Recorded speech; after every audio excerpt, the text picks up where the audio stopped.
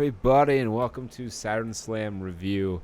As promised, bringing you double coverage of Double or Nothing, way past when anyone cares what we have to say about it, and Takeover in your house while it's still fairly relevant. We'll start with the older show because Okay.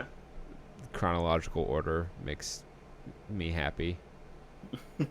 Um, so the kickoff match to this was Best Friends against Private Party. This match was kind of sloppy. I like Private Party, Mm-hmm. but they did not have their best match here on this show. I feel like that's just the story every time. Like I also like Private Party. I feel like they've never gotten to the heights that we saw when we saw them live. The potential that they Yeah, put up. I mean they haven't been being used on television much lately. I don't know. I don't watch Dark, so maybe they've been wrestling on Dark. But they could be ring rust if they're not being used a lot. Not being. I mean, they're at the shows because they're in the crowd a lot. But Mm-hmm. yeah, there's nothing special here. Best Friends picked up the win after hitting their finish, and they will be the next in line to challenge for the AEW World Tag Team Championship, which, again, seeing as how Private Party hasn't been on TV a whole heck of a lot, kind of makes it a little strange why they were in a match to determine the number one contender for the tag titles, but They just Kenny woke up one day and was like, "Oh shit, I forgot to fucking write. I forgot to write a push for the fucking Private Party. Shit." Just put a rock out on 'em really quick. Maybe no one will notice. yeah, you'd think that, a more established team like Jurassic Express would be. They had they had other priorities this night. They did. Next up was the Casino Ladder match for the AEW. Well, for a future, it was basically a Money in the Bank ladder match with a worse format.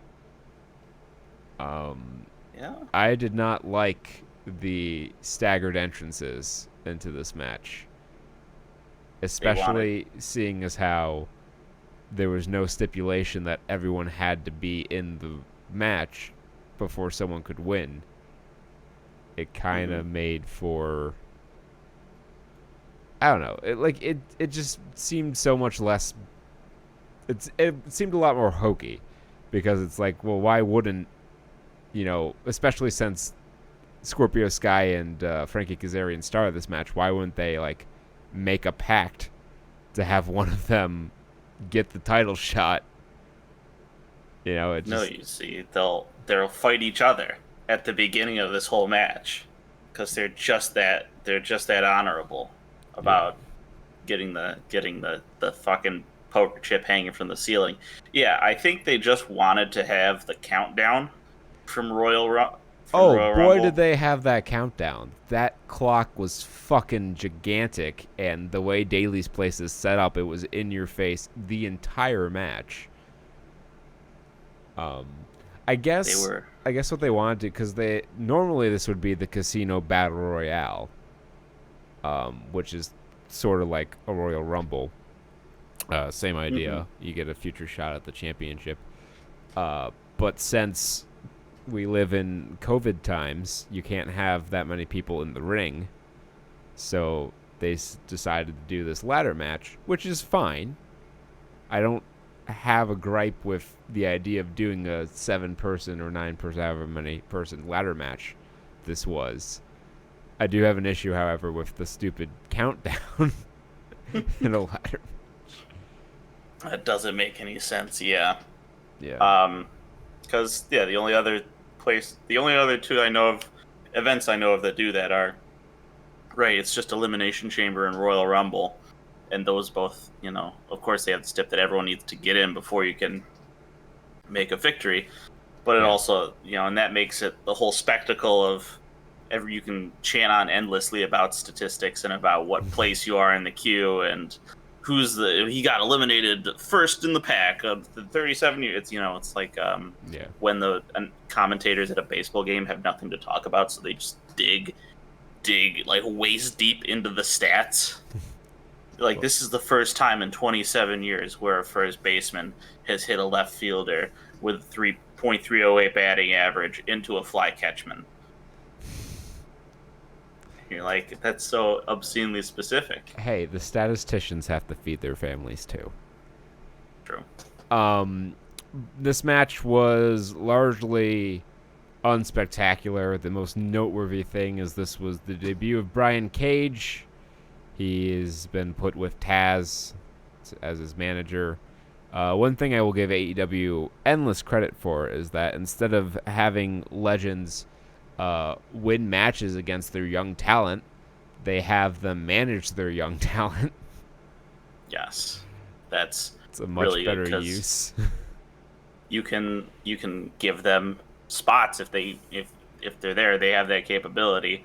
But generally, they're in a more reasonable place where they can get the spot, they get Yeah. the time, get the camera time without having to fucking break their bodies again and again. Yeah, it keeps them, gives them a platform, and it's a manner of giving the young guy the rub, so to speak, without having to, have someone in their 50s, God forbid even their 60s, wrestle a match against someone half their age, and if this were WWE, probably win.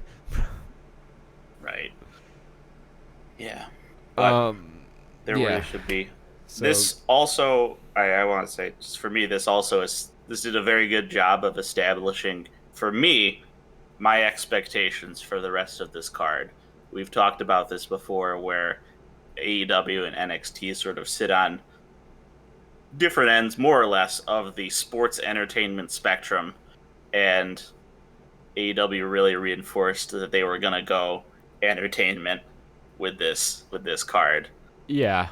over the sports, as evidenced by Orange Cassidy walking out and asking about the stip for the match, which I giggled at. Yeah, I mean, like, there were entertaining spots. Like, Orange Cassidy, I liked that bit. That was funny. But, like, when he had to go in there and pretend like he didn't know how to climb a ladder, like, that, his gimmick isn't that he's stupid, it's that he's lazy. Right. If he just stood and stared at the ladder and didn't move, that'd be a more appropriate use of him. But he's like looking around trying to figure it out. Mm-hmm. I think it feels to me like super breast friends. That's in Susan G. Komen whatever month, Wrestle for the Cure. They're in sort of like a weird transitionary state. That's how it seems to me. I don't know. They're trying to make Orange Cassidy a single star, which is an interesting move. Yeah. There was one part that really caught me. I was like, okay, guys, come on. And that was when they're doing ladder stuff outside the ring. And who was it? I think it was like Chanela sets up like the most gimmicked ladder I've ever seen. The thing was hanging on by a fucking one string of twine, and Darby Allin goes up on the other ladder, and like he tries to do like I don't know what kind of skateboard move that would even try and be. He does like a plant onto the fucking broken ladder, which if he hit the move on the dude, I'd be like, cool, nifty skater move, bro. But he misses it, and he just looks like a dork. Yeah. That was unnecessarily dangerous. Yeah, that's Darby Allin's game. But, I mean, if you're going to do something unnecessarily dangerous, I feel it should at least look good. This didn't really look that good. It just looked like he's like, I'm just going to go fucking into the ladder now. I'm just going to drop in here. Then. Yeah, I really think that one should have hit. Like when Shane McMahon does his fucking midlife crisis jumps off cages to prove that he's still a man. He hits that shit reasonably. I mean, He gets some of it. sometimes. He gets a good, 10, 15%, 40% When of the the time. lemming urge comes over him, he's like, I have to jump off the tallest thing around. Yeah. So, to the surprise of no one, once he was revealed as the final man, Brian Cage won this match. So, they're strapping the rocket to his ass. He's certainly got the look, and he can go. He's a talented guy, but he is also very injury prone, which is what happens when you are the size of a house and try to wrestle like you're a cruiserweight. You're gonna get hurt because that's a lot of weight that your body's trying to hold up. The square cubed law is coming in hot here. Yeah. That led into MJF versus Jungle Boy. This was probably the best MJF match I've ever seen. Credit to both guys. The knock on MJF is typically that he's a really great promo and a great character, but not the best worker. And while he's not going to have anyone accuse him of being the world's best worker after this match, I think he silenced some of the critics who say that he can't work, because this was a fine match. They told a good story. Jungle Boy is a very easy to root for babyface, and MJF is a very despisable heel. And unsurprisingly, they had a good dynamic together. Yeah, it was honestly just they saw it when they saw that first match. This was all the way back from when Jungle Boy MJF claimed he wouldn't last 10 minutes in the ring. I think that was Jericho. Oh, it was Jericho. Yeah. Shit. Okay. I got my condescending heels mixed up. Promoing on Jungle Boy mixed up. Maybe that was Marco Stunt. No, it was Jungle Boy. It was Jungle Boy, and okay. Jericho. He was in the walls for an obscenely long amount of time. Yes. Then the clock ran out, and I was upset that they murdered Jericho's finish. But I guess the Judas effect is his finish now, so. Whatever. But yep. Yeah, the one note I had on this match is that unfortunately, a virus has spread to the AEW locker room. It is not coronavirus. It is perhaps much worse. It is dumb babyface syndrome. Jungle Boy could have taken the count-out win here, but he had an attack of dumb babyface syndrome and tried to roll him back into the ring to beat him in the ring. Sudden onset. And he got rolled up. You goof. Yeah, goober. You paid for it. Cody versus Lance Archer for the AEW TNT Championship. They made it sure to point out this belt was not yet finished on commentary. Yep. The gold plating still needs to be applied, which I'm happy that they're going to gold plate it, because silver titles they're bad. I don't like them. It's like an acknowledgement that this is a lesser title. All champions should be treated like champions. All wrestlers are champs. If he breathes, he's a jobber.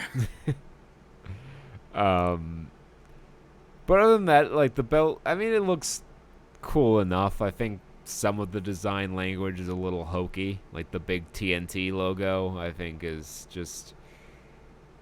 It's going to be real awkward if they ever move networks. That's all I'm saying. Yeah, it's a little, I guess, ostentatious. Yeah. Might be the correct word here. But this match was okay. Yeah, it wasn't anything particularly special. Cody's had some good matches, but he really works off of the crowd. And I think one thing, and this was apparent, I mean, not so much because of Takeover in your head, because the way that match was, but I'll have Velveteen Dream's kind of in the same boat as Cody here, where they're good workers, but their appeal is more in their ability to work the crowd and tell the story. And without a crowd, it really kind of exposes who are the really good work rate people and who are more of the storytellers. And there's nothing wrong with being a storyteller. I'm not trying to disparage that. In Oh, fact, I think that's largely a more valuable skill. Uh, but without the crowd, it just doesn't really work as well. right. The Uh, hype beasts need to feed. Also, they had Mike Tyson out here. Uh, Yes. Mike Tyson has been training his ass off. He's in incredible shape. Yeah. I've heard that it's because he and Evander Holyfield are thinking of doing a charity boxing match. There is no any state athletic commission that sanctions that has no credibility. So that's not going to happen in the United States. I can tell you that right now. They'll do it on fucking UFC Fight Island. Probably, or in Saudi Arabia. Oh god, yeah. I could see the prince being like, "Oh, I want to see Mike Tyson fight. Book the arena. Summon the athletes. We'll have. They shall Yeah. fight for my Oh my entertainment." god, could you imagine them like doing it on a hot day in Jeddah? Like, oh god, that'd be two 50-year-old men trying to fight. And Mike Tyson never had great stamina. That was how Holyfield beat him. He weathered the early storm, and he was able to beat him. So it'll be a three-way. But he lost his ear. Those two versus the Heat. Yeah.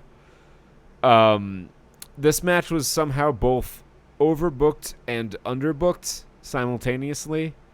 They had the managers get involved, but they never like really did anything. They teased the old man. They teased something was going to happen with Tyson, or Arn or Jake. Someone was going to eat a DDT or a spine buster or a knockout punch, but none of that transpired. It seemingly built to a spot that never happened. Jake and Arn got ejected. We did not get our old man fight. I was really hoping we would get our old man fight, but it was not to be.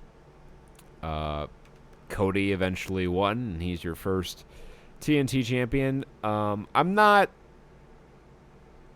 angry. I think, it makes sense. Cody's like the top babyface, supposedly. Well, I guess Moxley's the top babyface, but Cody's a really big star, and he hasn't really won much on these big shows. So I think he needed a win to maintain some credibility. I just think they could have done a better job of protecting Lance Archer. It's not like he got it's not like he looked like a jabron in there or anything, but I think you could have had something where like Jake tried to interfere and it backfired, and then Cody was able to pick up a win that way. Make it a little less decisive, because it's not like this is his first match and you beat him on the first match in the territory like they did with Wardlow, which I'm still not really okay with. But yeah, this was his first big match. I think they could have done a slightly. He's not dead by any means, right? But they could have done a better job of protecting him in the finish, which is why I say it was a little underbooked, but overbooked because you had all these elements outside the match buzzing around, right. Even though they never materialized in anything, they were there. They had all planned out, but they were just Cody was too busy. He's like, it's like when your boss has like their own project that they're working on, but they also got to manage the whole fucking division. Yeah. Now all that shit just gets dumped onto me. Hooray! We had Chris Statlander against Penelope Ford. Penelope Ford was a last-minute replacement for Britt Baker, who was supposedly injured. Really not much to say about this match. It went 5 minutes, and Chris Statlander won. There was no story to this. It was just, all right, we need to put another heel in there. I think you would have perhaps been better off. I mean, there's probably like some pay issue in there that makes that not as desirable, but I think you'd be better off cutting the match instead of like throwing together some match that no one could possibly care about.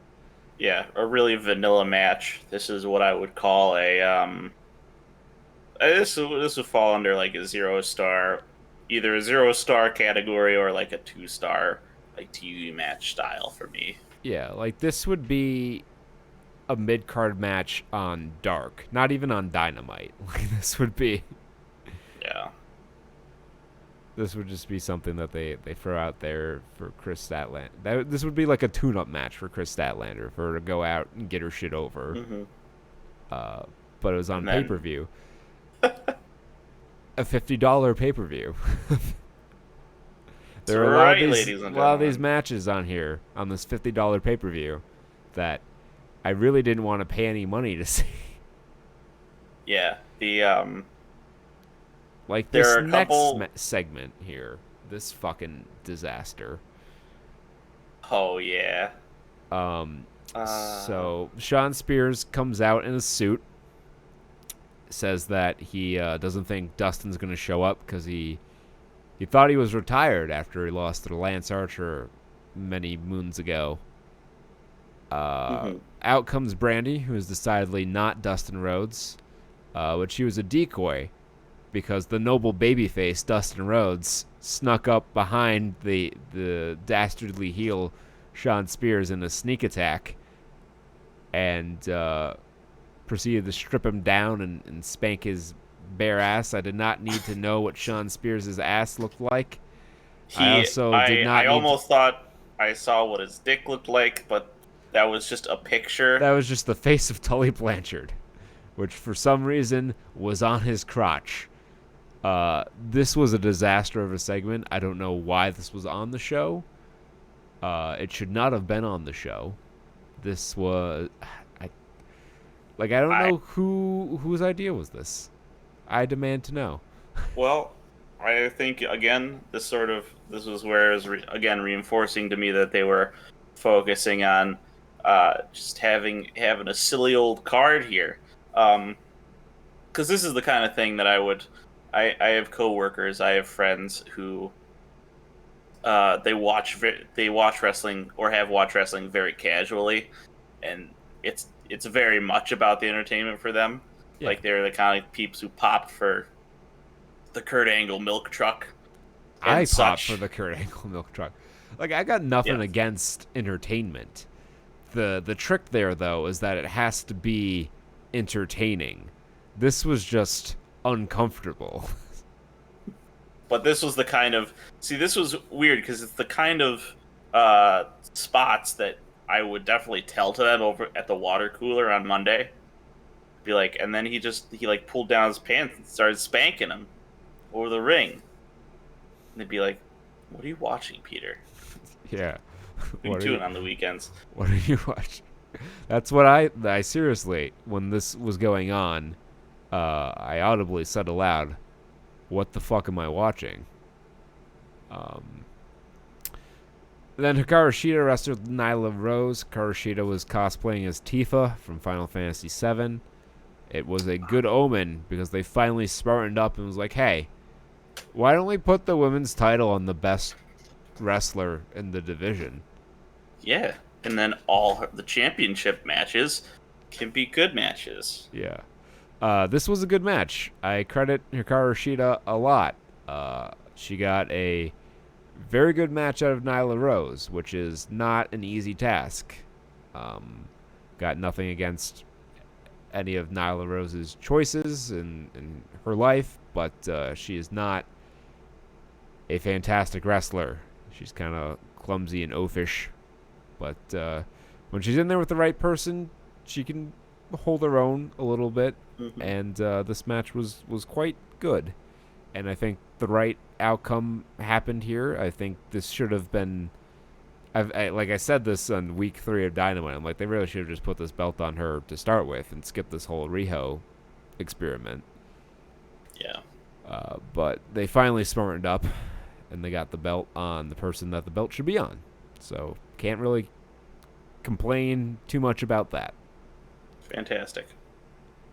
Then we had John Moxley versus, as he's listed on the card here, Mr. Brody Lee.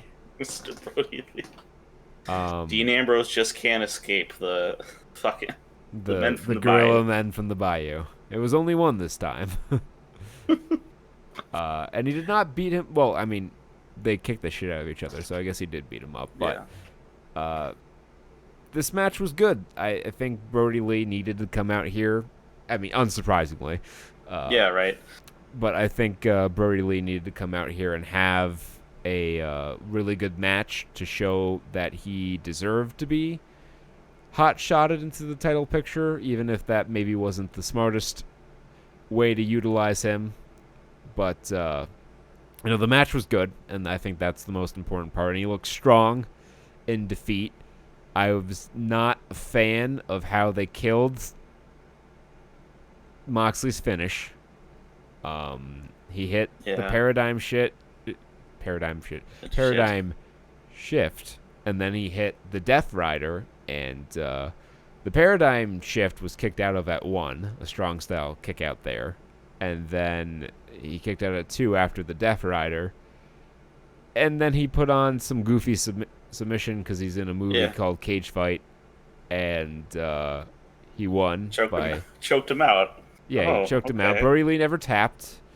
So, like, I guess as far as finishes go, like, it wasn't a shit finish, which is good. I don't like shit finishes in my world title matches on pay-per-view that I have being asked to spend $50 on. Company who shall not be named. Yeah. And, like, he didn't get... I don't think getting pinned is necessarily makes you look weak, but he didn't tap out either. He passed out, so... he's still strong. They could run this back again at a later time. I don't know that I'd go right back to it for the next pay-per-view. Obviously, that's probably not going to happen anyway because there's a long time between there, and I don't think there's enough to this feud to stretch that out. But they might do another match on television. Yeah. But we'll call it a free per-view, right? Where they just make a very special episode of the TV show. Yeah, they load up the card. Which is good. I like that. Think that's a good way of doing it, especially when you're charging $50 a pay-per-view. Yeah. Like, that was what Blood and Guts was supposed to be, right? Yeah, it was supposed to be like a special show right here in Newark, not too far from where I currently sit, but then Corona Mania started running wild, and don't know when they're going to be able to run that show, Brother Jack, dude. Yeah.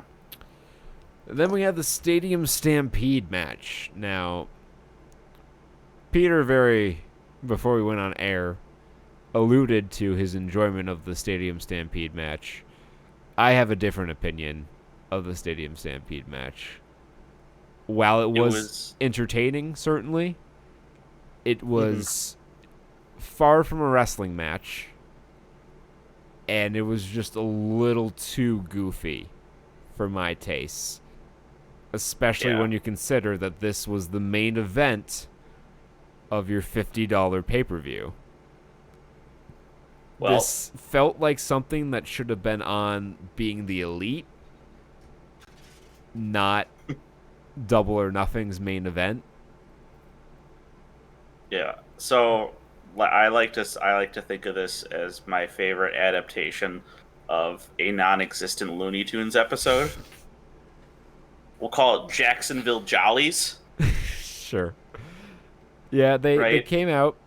They lined up on opposite ends of the field. There was a ring in the middle, even though it was Falls Count Anywhere, and they spent no time in the fucking ring. I don't know why. 120% of the match outside the ring. Yeah, I don't know why they even fucking bothered, but they had it. The Inner Circle came out. They all had their individual football entrances out. The Tunnel and the Smoke. Chris Jericho was wearing his dad's number from when he was an NHL player, and the Elite came out on the other side with Matt Hardy, and nonsense ensued. Yeah, I think this was. I mean, I got a package deal on this show, so I got a lot more value out of it than some other folks who were paying for this thing. So it didn't hurt me as much when the main event was the fucking football follies. Yeah. So when I saw, like, it's there for the memes, and god damn it, the internet loved it too because the memes were there. We had Hangman Page chasing down people. He's walking through the stadium on a horse. He Yeah, stops and pulls off to the bar. trying to run over Sammy Guevara on a horse after he got run over on a golf cart, and he's just at the bar, and Jake Hager goes to find him at the bar because he knows that's where he's going to be. Jake Hager, by the way, looked like he could start at defensive end for the Jacksonville Jaguars. Yup. He Um, looked looking like a beast. Like I'm just gonna call him Yaka Hager, Hager. the Scandinavian enforcer. Yeah, there was fun stuff in there. They did the gimmick that they did in one of the final deletions with the Lake of Reincarnation, where every time they dunked Matt Hardy's head into the water, he'd come out as another persona of his. They even threw a Matt fact up there. Like, I chuckled. I found this entertaining. But as the main event of my wrestling show, this was not exactly what I wanted. It's kind of like, I actually thought about this, because I was like, I've been thinking about, these cinematic matches. I haven't seen any of the Money in the Bank stuff, but apparently that was all played for comedy, too. But I think one of the reasons I enjoyed the Boneyard match more than I enjoyed the Firefly Funhouse match, I think it was two reasons. I think if you're going to do a cinematic match, it should close the show, because it's very disjointing to have it in the middle of the show like they did with the Firefly Funhouse. But I think one of the primary reasons I enjoyed the Boneyard match as much as I did, and I didn't enjoy the Firefly Funhouse or Stadium Stampede as much, is because the Boneyard match took itself seriously to an extent. Like, it was a schlocky B-movie fight scene, for sure. But it was between, like, two serious characters having a fight. Mm-hmm. Whereas the Firefly Funhouse was like, look at all these in-jokes we can make. And then this was like, let's do a fucking Looney Tunes episode at TIA Big Field. And well, like, in a vacuum, I enjoy the Stadium Stampede match as just this wonderful celebration of wackiness. Like, I like the final deletion. I love the final deletion. But the final deletion occurred on a free episode of Impact. Not as the main event of a $50 pay-per-view. Now, I didn't pay the full $50. I went in with a couple people. But it just... Still, like, I feel bad for someone who... I mean, I guess if you're buying this show, you're an AEW fan. And if you're an AEW fan, you're probably a fan of the Elite. So this sort of thing would not be off color to you. But could you imagine if you're like a more like serious wrestling fan who paid $50 for this show, and you got Shawn Spears' ass and fucking Chris Jericho's face getting run over with a line marker? And the sprinkler system coming on, and Sammy Guevara waking up from his coma to believe that he's won. There's so much lunacy in this match, and it was highly entertaining lunacy, for sure, no doubt. I love Business Drunk Hangman Page. He's my favorite character in wrestling. Right. My hope is that their plan here is cash in on this while it's here and while you have the opportunity, while this format sort of works. And when it gets back to people can be in the ring again, go back to making the main events climactic matches between champions that are there to... I think on this match, you're right. This could have benefited from switching the John Moxley Brody Lee match and the Stadium Stampede. Yeah. Or putting the Stampede in the middle of the card and having it be like a big... I mean, it was a big feature. Of course it was a big feature. But, you have all your top names in here. And that's another thing, too, is you have all your top names in a comedy match. Is that really... I mean, it's not going to damage them because of how their fan base is. But from a more, like, pure analytical booking perspective, is it really the smartest thing to do to stick? I mean, like Matt Hardy, yes, he's a character right now that lives in this kind of match type. This is where he is at his best because he can't go in the ring quite like he used to, and he's very entertaining and creative in these types of matches. But do you really want to put your number one heel and your like number 2 and 3 baby faces and one of your top tag teams and Jake Hager in a comedy match? I mean, they did, so clearly they had some desire to do it, but was that the smartest move long term? I don't know. I think it takes understanding your audience and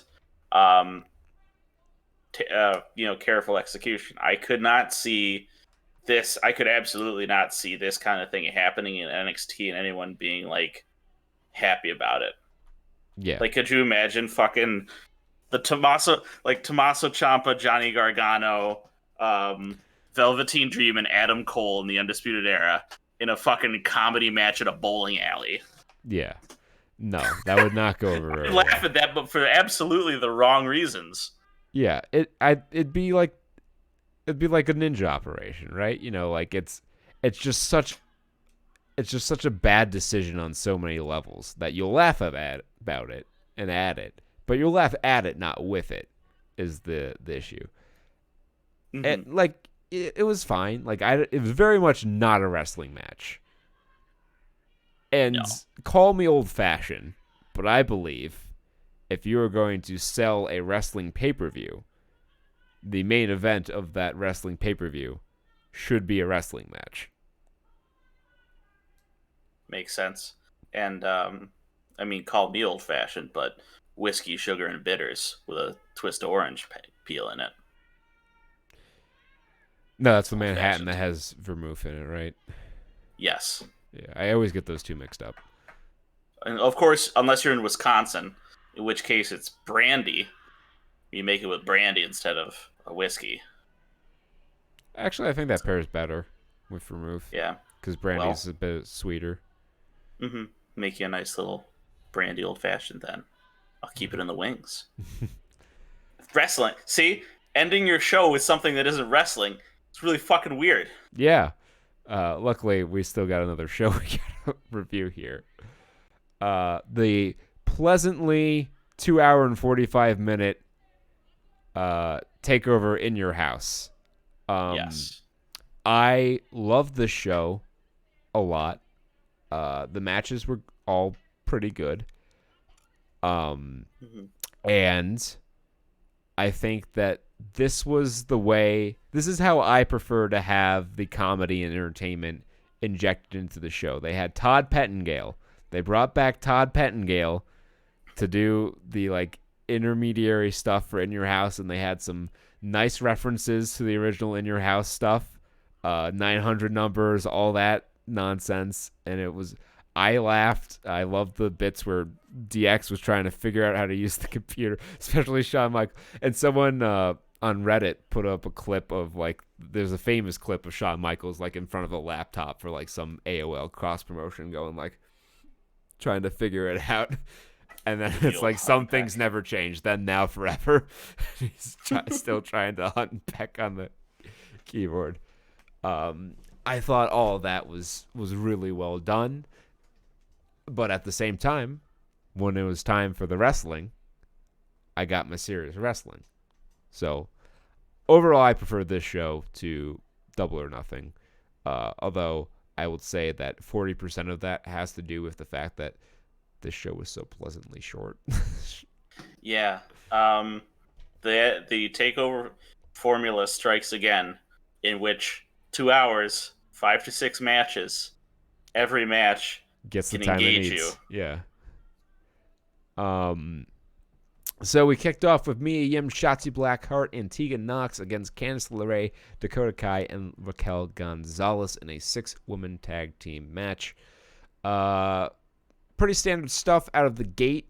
Eventually, Mia Yim and Candice LeRae brawled to the back, and that left Shotzi and Tegan in there with Kai and Gonzalez. They took out Raquel Gonzalez, and there was a malfunction at the junction, to quote Maranello when Dakota Kai Mafia kicked Raquel Gonzalez out of the Yep. match, and Tegan Knox got a measure of revenge. From what I've heard, they're kind of going to put Shotzi and Tegan together as a tag team. I think they've got a either number one contenders match, or they're wrestling for, or after Backlash, they're wrestling for the women's tag team championships. Oh, 50. So assuming, as I predict that they will, Bayley and Sasha retain their tag team titles, that should be a good match. Yeah. Yeah, worth noting, they bookended this whole event with 2 women's matches, which I liked. I think that's nice. Yeah, I think, I mean, the women's match should have been the main event, I think. I think that was the most well-built title match. No offense to Adam Cole and Velveteen Dream, but Velveteen Dream without the crowd just feels so cold. Like, he was such a hot act, but it feels like he lost every bit of momentum he had with that injury. The charisma is hard to do when you have no one to charismatize. And you know what, the thing about NXT in particular, that, like, how like, they in WWE now, they have performance center people in the crowd making noise. Finally, they smartened up to that's how you should do an empty arena show. Right. But it's just so patently inorganic because they're actually, like, they will actually boo Adam Cole in the Undisputed Era, and you're like, that's not how these crowds react. Adam Cole's a babyface. No. Yeah. Like, I don't know how you get crowd reactions this stiff, this wooden. Like, they're all there. They're all wrestling fans. Ostensibly, they're all people who are at from the performance center from other things. Unless they just hired dudes from like Fiverr to come over and be like, "You're in a wrestling show. Here's who to boo. Here's who to cheer." Like, I don't know. I thought they did a pretty good job, at least on this show, with the chants. Like, you know, they did the whole John Cena sucks tune for Gargano. Like, that's something I could see an NXT crowd doing. But yeah, like, just some of the heel face reactions, like, yes, Adam Cole is a heel, but no one has ever booed Adam. Adam Cole was more over than Jesus Christ in Brooklyn at that show we were at, Takeover New York. Mm-hmm. Like, Jesus would have walked in there and gotten polite applause. We want it's the like, real guy with enough. With the beard Second and the hair. coming of Christ. Give me Adam Cole. Yeah, so Finn Balor wrestled Damian Priest in what I thought was a fine match. Damian Priest was wearing some very bold attire, let's say. The white with fishnet majority of the leg. Yes. Was not the most flattering on him. But they had a good match. They had a really good match. This was a match that I could have seen going either way, but I guess they want to keep Balor strong because he will eventually wrestle Walter for the United Kingdom Championship. That will, you know, at some point in time happen. No one's quite sure when because of Yeah. The crown. Yeah. Fucking crown jewel this year. It's gonna hit a little different. Gonna take on a whole new meaning. Yeah, this was a fun match. Balor won after hitting a couple coup de grace, and Damian Priest took a just nasty bump onto the steel steps. Yes. He was trying to backdrop Balor onto them. Balor got out of it and gave him an elbow, and he just did a trust fall onto the steps, and it made the most sickening thud I have heard this side of the chair bump that Adam Cole took in that match against Aleister Black. Yeah, this was like the small of his back, right? Yeah, like, punk. And all I could think of watching that was like, 1998 Shawn Michaels Undertaker casket match when Shawn broke his back and was out for 4 years. I was like, Yeah. But Just I have not heard anything about him being hurt, so don't do it ever again. take a more careful shot, Archer of Infamy. Yeah. Keith Lee and Johnny Gargano for the NXT North American Championship. This was the longest match on the show. Yes, it was. I don't know that I would say it was the best match on the show, but it was pretty good. Yeah. Uh, I feel like I've been out of the loop a little bit with Yeah. respect to Johnny Gargano and the goings on. I will admit I've not been riveted to NXT TV for reasons we've mentioned before. So I come in, I'm like, he's been doing stuff, which is weird because like we last thing we reviewed for NXT was like this pivotal new change, like the big ass fucking heel turn for Johnny Gargano and Candice LeRae. Yeah. And we're tuning back in just about now, and I'm like, a lot of shit happened. Yeah. Well, they started their feud. This was really like they're feuding because their women are feuding, sort of deal. Okay. Mm-hmm. From like, I don't watch NXT every week like I used to, but like I listen to podcasts that recap the shows, so Right. I have an idea of what's going on. But basically, it's just Candice LeRae and Mia Yim started feuding, and then Johnny Gargano got involved to help Candice LeRae, and Mia Yim is dating Keith Lee, so he obviously got involved, and then it escalated into this. This match was kind of like, it was a good match. Don't mistake my meaning. This was a fine match like you would expect from these two very good wrestlers. But it is kind of awkward for Johnny Gargano, who is, generously half the size of Keith Lee, to be working heel in this match. Yeah. Keith Lee working underneath a guy like Gargano, very hard to reconcile in your head.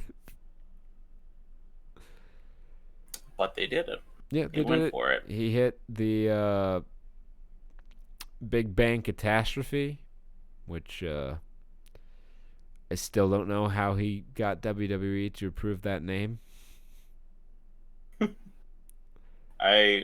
You never know. They're just like, it's me. I'm Keith Lee. I do it for the memes. The internet likes me. The Utes. The Utes enjoy it. Well, it's like when the New Day cut the promo where they skeeted stickers all over the bike. Like, it's obvious that Vince McMahon does not know what BBC is, and that he does not know what skeet means. He's not up on these. I literally just put together the Big Bang Catastrophe as the BBC. Yeah. I feel like a dumbass. I thought we were talking like they were gonna do it because of this and the Spirit Bomb, because of the Dragon Ball Z. Yeah. Well, no, I like the Spirit Bomb. That's a fine move, but like when he called it the Big Bang Catastrophe, I immediately was like, "Oh, you son of a bitch! Give him the BBC. How the fuck did you get that approved?" Yeah. Given the British Broadcasting Corporation. Yeah. So that was a fine match. Next up was the last chance backlot brawl for the NXT Championship. It was another cinematic match that I really don't feel needed to be a cinematic match. They didn't do as much with it as I was hoping. Yeah. This was pretty much it was kind of like Gargano and Ciampa, right? Where it was very much contra to the Stadium Stampede. This was very much a wrestling match that was just had some extra junk thrown in it with, cars and stunts and the one poor Uber driver. Like, that was a weird part. Yeah, your Uber driver. Just literally for the word of mouth. They're like, let's have a part where an Uber driver comes up and, like, just for a second, she's like, "You called for an Uber?" And then she leaves. And the fans will be talking about it. Yeah. We are. So you win, Vince. Yeah, you win again. You win this round, Hunter. Paul Levesque. Um, yeah, so Velveteen Dream came out dressed like Negan from The Walking Dead, which is cool if you're a fan of The Walking Dead, I suppose. At this point in time, all five of you. Yes, the holdouts who just at this point it's just what you do on whatever night it's on. Um, of course, many people watch Monday Night Raw not because it's a good show, but because it's what they do on Monday nights. This is very true. Yeah, like the Undisputed Era, of course, got involved, and no, Kyle O'Reilly was conspicuous by his absence. I guess he was attacked on a show, and there was a storyline reason, presumably, for him not to be on this. I assume. I don't remember exactly what that was, but you gotta figure there was a reason he wasn't there. But who was there is the recently pushed Dexter Lumis, who has gotten a fascination going on with Roderick Strong in particular. And he emerged from under the ring. I like to imagine in kayfabe that he was under there all day. Oh, of course. 100%. 150%. He was on the ring crew. He set it up just so he could hide underneath. Give himself extra space. There's a couple jars of piss under there. At least 4. Also doubled his refreshment in case. He has the decanter just in case he needs to filter it out. But yeah, a bunch of horseshit came out. Velveteen Dream got a lot of close near falls, and eventually Adam Cole won with the last shot, as he is wont to do. And now Velveteen Dream cannot challenge for the NXT Championship so long as Adam Cole is champion. I love me some Adam Cole, but he's been champion for a long time. He's done pretty much everything he could really do. Same with the Undisputed Era. Like, I feel the call-up's coming. Prophecy is complete. Yeah. Okay, yep. As much as I'm scared of what will happen to them if and when they get called up. But I feel like they have a better shot. I know it's folly to think this way, but I can't help but feel that they have a better shot than other people that we've hyped up and that we've enjoyed coming up from NXT, like Ricochet and Aleister Black, who I might say he's getting time now, I guess. Aleister Black is getting a good push right now. He's on his way to being in the main event. Or at least fantastic. I don't know what the fuck's going to happen now, because breaking news from like yesterday, they're consolidating the Raw and SmackDown writing teams, and Bruce Pritchard is in charge. Paul Heyman is out. Yeah. So he was pushing these guys. I don't know what the fuck's going to happen to guys like Aleister Black in the future, but for right now, he's being featured. Mm-hmm. Now, that being said, Adam Cole is a long-haired white guy in wrestling with old school heel energy, so Vince might just squint and be like, that's the good shit. Is that Shawn Michaels? That's the only hope he has. If Vince McMahon is Mr. Magoo's him into the main roster. If he's so senile that he's like, "Oh, Shawn, you look great. Get back out there." Because Adam Cole does kind of look like what would happen if you tried to draw Shawn Michaels from memory. But the problem that Adam Cole faces, and like Road Dogg did an interview where he's like, Adam Cole is my absolute favorite wrestler right now.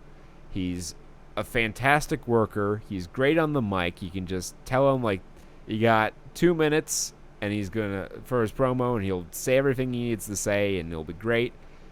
And if he looked like Karrion Kross, he'd be the world champion right now. And that last bit is the exact problem that I feel he's going to face on the main roster. And that is just, he is 5'9" or 5'10" and like 165 pounds. Okay, maybe he's like closer to 180, but he's not a body guy. He has comparable musculature to myself, and no one would mistake me for a bodybuilder. Right. They will feed him to Brock Lesnar. You think he's gonna get that far up the card? Oh yeah, what they'll do is like they do it sometimes where they just give him the big old push early on to be like, guys, remember he's moved up and we're using him totally, and they'll feed him to Brock Lesnar on like some, whatever the next fucking pay-per-view is, just some some low stakes one that really has no gimmick. And it's like, here, he loses, back to the locker room with you for the next 3 months. Go sit in catering for a while. Yeah. Have a fucking pie fight with No Way Jose. Wait, is he still on the roster? He got cut. Okay, yeah, I remember that. Maurice then. He'll have a fucking pie fight feud with Maurice for the 24/7 TV belt. Yeah. Okay.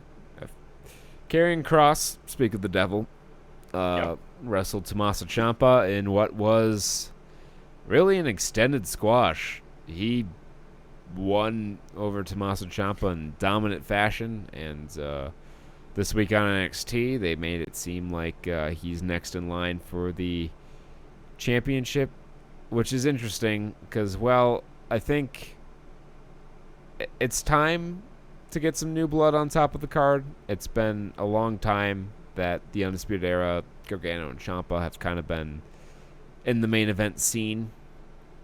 Heel versus heel, Karrion Kross and Adam Cole seems like a hard sell. I gotta figure that Tommaso Ciampa somehow works his way into that match and it's a triple threat, just so there's someone the fans are supposed to get behind. Well, let me pose this. This feud reminds me of like the 4th season of an anime where they just pull out a new villain from nowhere, and the first thing he does is he beats up the old heel to establish himself as the real threat. And then I guess. And then you fucking Vegeta you take Adam Cole and he's like, you slide him over to babyface after the loss. Yeah, I guess you could turn like that's the only thing that you could really do with the Undisputed Era in NXT at this point is turn him babyface, but we talked about this last time. Who the fuck do they feud with? No, Adam Cole I think would be fine as a babyface. I actually think that's where the money in him is, because Adam Cole, baby, is already the most over chant in wrestling. That's true. Okay. We'll see what it looks like. But yeah, I guess who we feud with, that'll be interesting. And again, like a 4th season anime villain, they also have that problem. Yeah. And it just becomes a rehash of throw everyone at the guy. And we'll see who wins. This was the problem that I think we foresaw NXT was going to have when they moved to USA, and they needed to retain their stars to have credible ratings. Is that the old way NXT worked is you had your character, they showed up, they went through their story arc, they got paid off, or they won the championship or what have you, and then they had the title for a while, they put over the next guy on that was coming up, and then they went off to the main roster, and you had this constant cycle of talent coming in. But now the well of outside talent that you can bring in is starting to dry up because there's this other wrestling company that's taken a lot of the guys that you otherwise would have brought in. And so we're in this period where they're waiting for the next generation of stars that either come out of the Performance Center or come up on the indies. So you can have fresh faces on top. But now these guys have to stay. So the question you never had the answer before, what's next for such and such character, is becoming a pressing concern. Like, we've asked this several times with regards to the Undisputed Era. It's like, okay, well, what's next for them? What could they do next in NXT? And, right now there's not a whole lot that I can think of, which is why I suspect that they might be on their way to Raw or SmackDown sooner rather than later, as much as I would hate to see them go. Yeah, I wish the rotating, I guess, went more all the way around. Like, I know they did that a little bit with Tyler Breeze and Finn a Balor. couple others. Yep, Finn Balor, where they come back after a while. Yeah, I would like that a bit, especially like bring back some of the older NXT stalwarts, like fucking Ricochet is just languishing and catering on Raw. Why don't you let him come back down to have a program with Karrion Kross, or have a program with Velveteen Dream, or whoever, Adam Cole. I guess that one already happened, but right. I think, and apparently with the recent developments with creative and WWE, Vince is apparently unhappy with NXT ratings, and there's talk of having more Raw and SmackDown talent on that show. Put them in the draft, guys. Put them in the fucking draft. They need to be in the draft. You need to shake up the names on top. Underutilized guys. Like, I would fucking give my left testicle for Cesaro to come back down to NXT and have a big main event run, heel or babyface, not particularly cared, as long as he gets to wrestle 20-minute matches where he shows that he's still like the best fucking wrestler in the world. Right, and he's not fucking like Sami Zayn, Kevin Owens sideshow like they were when they were putting. Sami Zayn's another one. I want to see Sami Zayn wrestle real matches again. That was some of the hype. That was one of the hypest points in NXT history. Yeah, I remember that was when I came in and he was fucking rocking it. Yeah. Sami Zayn and Samoa Joe, and then Nakamura, and even before that, his whole chase for the championship where he was feuding with Neville, and he had Tyson Kidd in there. Like, I talked about when we did a WrestleMania review. If you had told me in 2016 that Sami Zayn and Daniel Bryan were going to wrestle at WrestleMania for the Intercontinental Championship, I would have had to see a doctor because my erection would have lasted more than 4 hours. Yeah. I'm full on member berries right now. The reality of that situation was not what I wanted. Yeah. All right, we've beat around the bush enough here. Let's talk about this main event. Io Shirai versus Charlotte Flair versus Rhea Ripley for the NXT Women's Championship. Putting the belt on Charlotte was a mistake. I think everyone in hindsight can see that now. They should have never taken the belt off of Rhea. So I kind of expected they were going to put the belt back on Rhea. But I was pleasantly surprised. I mean, I think it's going to wind up back there eventually. But that's fine. Io was certainly deserving of a title run. She kills it every time. She's great. She's one of the best women in the world when it comes to this wrestling shit. And she was the first wrestling face we saw on NXT on TV for a reason. Yeah. And she finally won the big one here, and I liked what they did. I liked that she and Charlotte had wrestled a couple times before, but Charlotte never beat Io. She beat Bianca, she beat Rhea, but she could never beat Io clean. Like, she got DQ'd, and then I think they got counted out or something. There was some other schmoz finish, but she never got a clean, definitive victory over Io Shirai, and she still hasn't, because Io won here. Yep. And I think this was the right call. I think if you're going to have... Although I think you missed the opportunity to do the redemption story of Rhea finally beating Charlotte.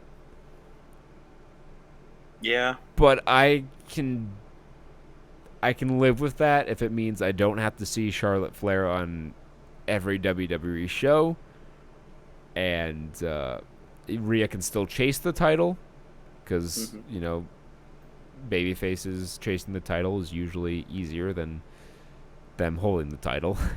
Right. and challenging the villain of the week. So you can accomplish all, you've accomplished all that. So she can still chase the championship, and you can build to when we have fans back. You can build Rhea back up, and hopefully have another big cathartic moment when she beats Io. Although it won't be anywhere near the level of when she beat Shayna. Like, that was just perfect build to that. You get Charlotte off my fucking television, which Charlotte's an interesting one because she's a good wrestler, and I don't hate watching her matches, but she's just so overexposed.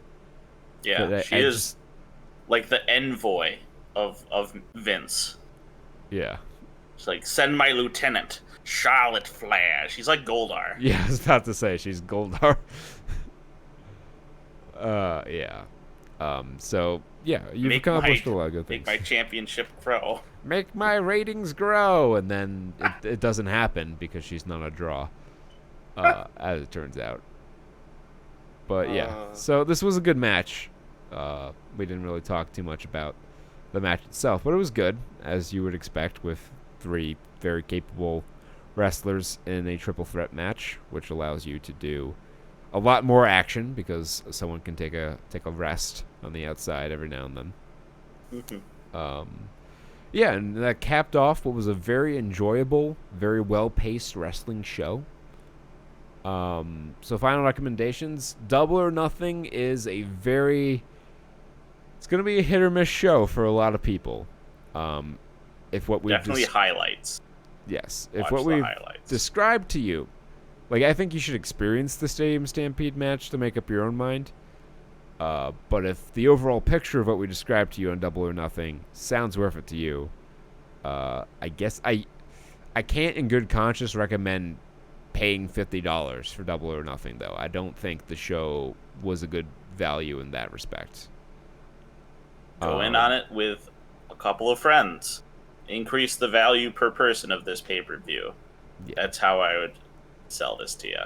Yeah, I think that's or like the replay might be cheaper, but like don't pay full price for Double or Nothing, I think is a fair recommendation.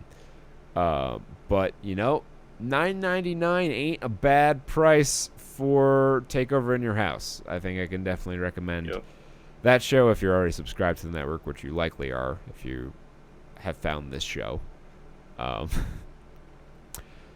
Give that one a watch if you didn't watch it live, because I thought it was a pretty good show, and it won't take up too much of your time. So we've taken up enough of your time, by the way, so we're gonna get the heck out of here. And until next time, be well, stay safe, party like it's 1995. Don't forget to watch No Way Out 2006 for our retro pay-per-view review coming out next week. So until then, see ya. Peace.